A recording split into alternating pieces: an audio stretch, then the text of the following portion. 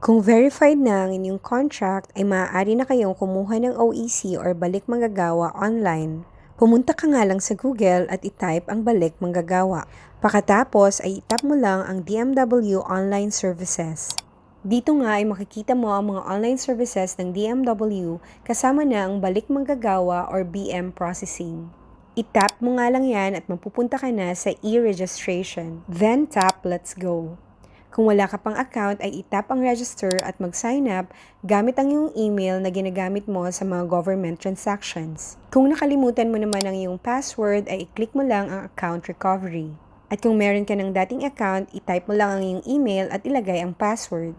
Huwag kalimutang i-attach ang iyong picture at picture ng iyong passport. Kapag nai-attach mo ng iyong picture at passport ay scroll mo lang pababa at itap ang balik manggagawa.